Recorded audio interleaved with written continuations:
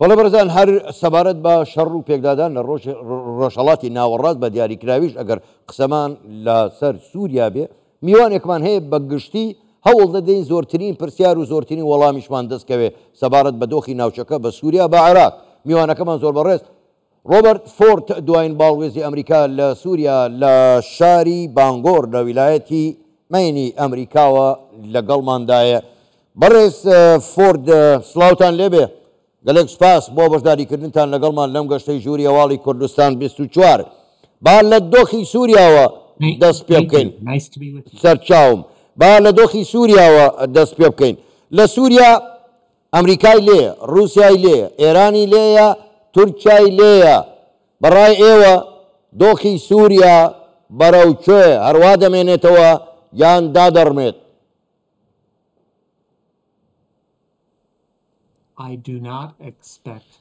من پێشبینی ناکەم لەوەی کە دۆخی سووریا داڕمێ بە تەواوی.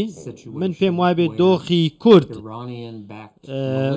بەهۆی میلیشیەکانی ئێرانەوە دۆخێکی خراپە و هەروەها ئیزعاجی ئەمریکەکانەکان لەوێ هێرشەکەنە سەر بنکە ئەمریکەکان، بەڵام ئیدارەی بایدن و واشنگتن نایەوێ کە شەڕێکی گەورە و ڕاستەخۆ لەگەڵ ئێران دەست پێ بکە.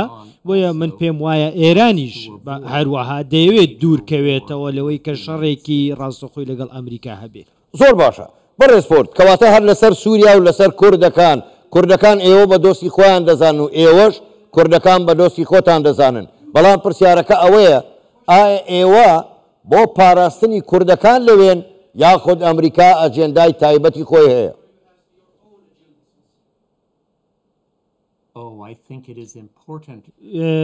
زۆر گرنگە بۆ خەڵکی لە باکووری ڕۆژهەڵاتی سووریا تێبگەن کە واشنگتن ئەجەندای خۆی هەیە. ئەجەنداکەی واشنگتنیش بریتە لە ڕوبەڕووبوونەوەی داعش و ئەجەنداکەی واشنگتن ئەوە نییە کە ناوچەیەکی ئۆتۆنۆمی بۆ کورد لە ڕۆژهەڵاتی سووریا دامەزرێنێ و واشنگتن ئامادە نییە دەست بە شەڕێک بکە بۆی کە ناوچەیەکی ئۆتۆنۆمی بۆ کورد لەوێ دروست بکە. زۆر باشە. بەڕێز فۆرد، تۆ بۆ خۆت باش دەزانی هەم ئاسمانی سووریا هەم ئاسمانی عێراق تا ڕادەیەکی زۆر بەدەست ئەمریکاوەیە، کەواتە ئەمریکا بۆ ڕێدەدا بۆردومانی ناوچە کوردیەکان لەلایەن تورکیاوە بکرێت.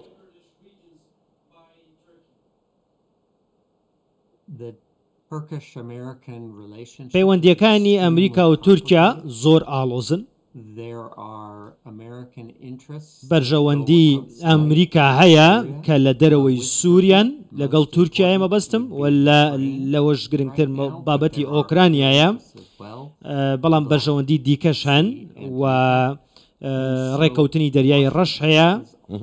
بۆیە واشنگتن بە دوای باڵانسێکە ئەگەڕێ لە پەیوەندیەکانی لەگەڵ تورکیا. واتە کێشەی سووریا فاکتەرێکە لەو کێشانەی ئەمریکا لەگەڵ تورکیا، بەڵام تاکە فاکتەر و تاکە کێشەش نابێت. زۆر باشە. بەڕێز فۆرد، شەڕی حەماس و ئیسرائیل وا وردە چەند وڵاتێکی تریشی تێوەگلاوە، لەولاوە یەمەن، حوسیەکانی یەمەن، لەولاوە حیزب الله لە لوبنان، لەم لاوە بەرەی مقاومە لە عێراق. ڕۆژهەڵاتی ناوەڕاست بە بڕوای تۆ بەرەو کوێ پێکدادانەکان گەورەتر دەبن؟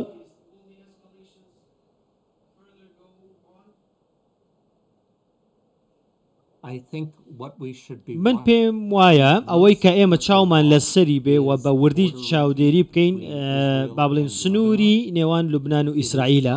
ئەمە کێشەکەیە و ئەکرێ کە ڕوبەڕووبوونەوەیەکی یەکلاکەرەوە و ڕوبەڕوو لە نێوان حیزب الله و ئیسرائیل دەست پێ بکە و ئاسانە بینیتە پێشچاوی خۆت ئەو کات کە شەڕ لە باشووری لوبنان دەستی پێکرد، ئێتر ئێران هانی هاوپەیمانەکانی دەدا لە عێراق و سووریا بۆەوەی کە ئەوانیش دەست پێ بکەن، واتە بە شێوەیەکی سەرەکی دژی بنکە سەربازیەکانی ئەمریکا لە سووریا و عێراق دەست بە شەڕ بکەن.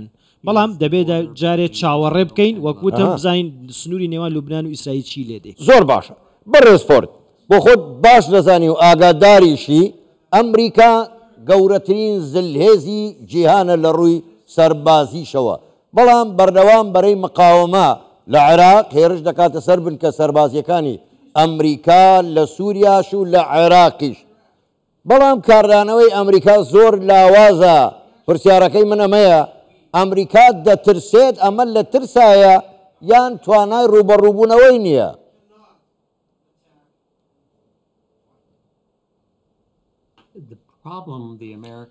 کێشەکە ئەوەیە، کێشەی ئەمریکا ئەوەیە کە ئەوان هێرشیان کردوتە سەر میلیشیاکان چەندین جار، واتە لە 3 ساڵی ڕابردوو لە ئیدارەی بایدن بە دیاریکراوی هێرشیان ئەنجام داوە. واتە بۆ نمونە ئەگە پێت بڵێم لە عێراق مانگێک لەمەوبەر هێرشیان ئەنجامدا و 8 میلیشیایان کوشت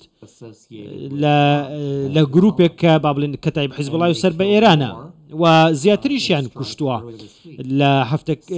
لەم هەفتەیە لە هێرشەکەی ئەم هەفتەیە. بەڵام ئەمە وای نەکردووە ئێران ڕابگرێ و میلیشیاکان ڕابگرێ. بەڵام پرسیارەکە ئەوەیە، ئایا ئەمریکا ئەم ئاستەی ئیزعاجکردن و هێرش قبوڵەکە یاخود قبولی ناکات و بە شێوەیەکی یەکجاری لە ناویانە بە تەواوی لە ناویانە بە ئەم میلیشیانەی کە لە عێراق و سووریا هێرشیەکەنە سەر. بۆیە پرسیارە سەرەکیەکە ئەوەیە، بۆیە ئەمریکا ئێستا لە ئاستێکدان پێم وابێ قبوڵیانە تا ڕادێک ئەمریشان بکرد. زۆر باشە. بەڕێز فۆرد، ئەگەر وادا بنین شەڕی ئیسرائیل و حەماس کۆتایی هات، پێت وایە بەڕای ئێوە کەسێکی دیبلۆماتکار و شارەزای ناوچەکەن، هیچ گۆڕانکاریەک لە ڕووی سیاسی و جوگرافی لە ڕۆژهەڵاتی ناوەڕاست ڕوودەدات؟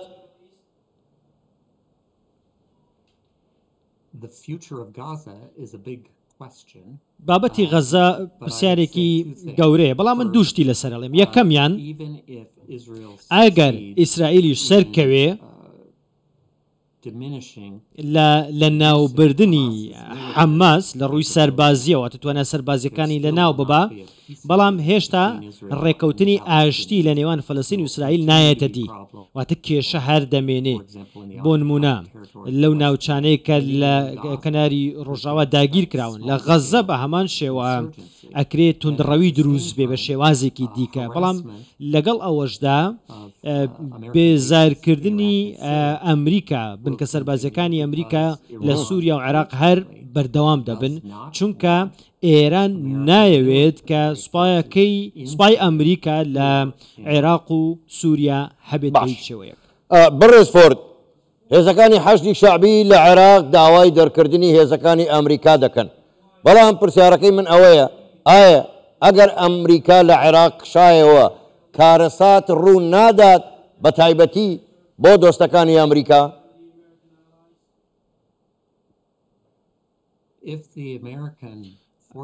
ئەگەر هێزەکانی ئەمریکا لە سووریا و عێراق بکشێنەوە بە دڵنیاییەوە، ئەمە لە بەرژەوەندی لە ڕووی سەربازیەوە لە بەرژەوەندی ئێرانە و هەروەها لە بەرژەوەندی حکوومەتی سووریایە لە دیمەشق.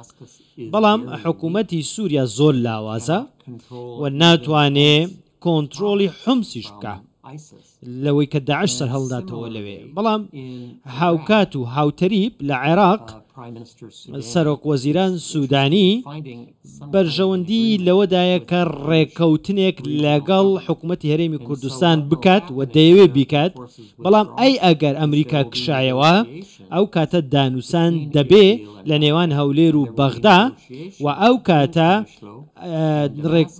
گفتوگۆ لەگەڵ قامیشلۆ و دیمەشق دەبێ بۆی کە بزانن چ جۆرە حکوومەتداریەک بۆ داهاتوو دابنێن. زۆر باشە، زۆر بەڕێز. ڕۆبەرت فۆرد، دوایین باڵێزی ئەمریکا لە سووریا لە شاری بانگۆر لە ویلایەتی مینی ئەمریکاوە لەگەڵمان بووی. گەلێک سپاس بۆ بەشداریکردنتان لەگەڵمان. سپاس بۆ ئێوە.